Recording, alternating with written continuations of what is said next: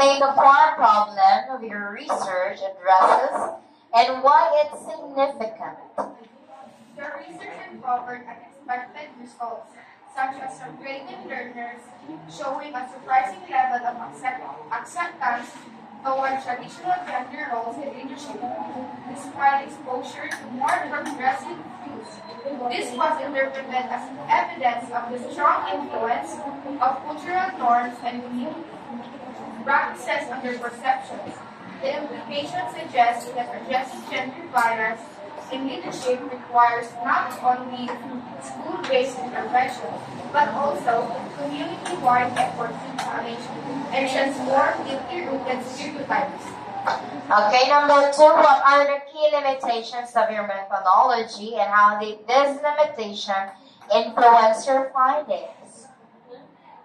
The study's limited sample size only graded students from one school may not represent broader experiences affecting generalizability of the findings.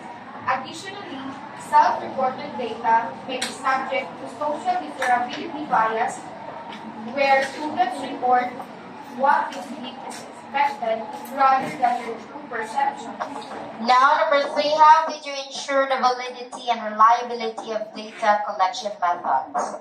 To ensure validity and reliability, the study used progressive survey instruments and maintained consistency in the data collection process. The survey was reviewed for clarity, and the results were cross-checked with existing research and evidence. Okay, so number 4, could you elaborate on the statistical analysis you employed and justify your choice of techniques? The study employed descriptive statistics to summarize responses and cross-tabulation to explore relationships between gender and leadership perception. These methods were chosen for their simplicity and effectiveness in identifying trends and patterns in the data. Okay, number 5, what are the most significant findings of your research and how do they contribute to the existing body of knowledge? The research found that gender stereotypes still influence leadership perception, with males viewed as more capable in authoritative roles and females seen as more empathic.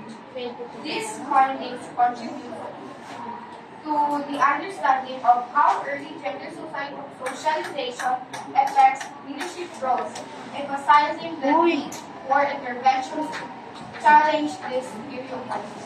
Okay, so did your research uncover any unexpected results and how did you interpret these and what are their implications? An unexpected finding was that some male students acknowledged the strengths of female leaders in traditionally male roles, suggesting a shift in younger generation perceptions.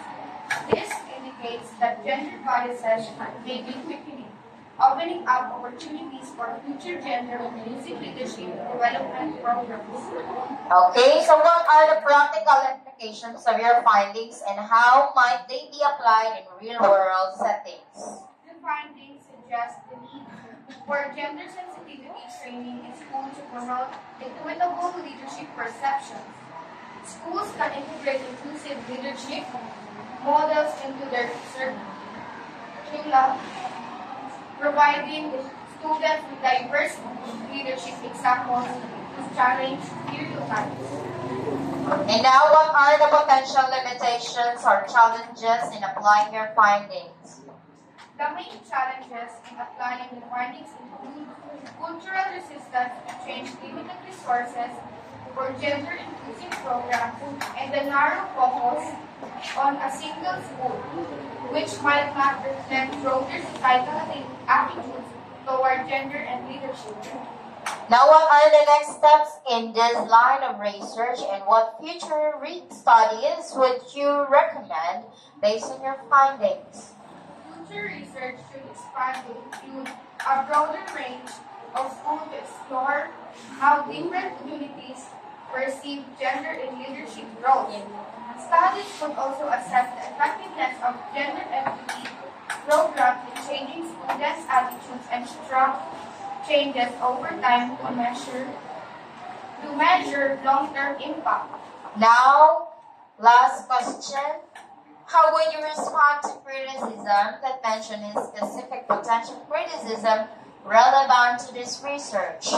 If criticized for the limited sample size, I would defend the study by highlighting that while the sample is small, it provides valuable insights into a specific context which can serve as a starting point for larger-scale studies. The findings also offer a foundation for future research, and different settings can be used to develop targeted interventions in similar schools. Okay, congratulations.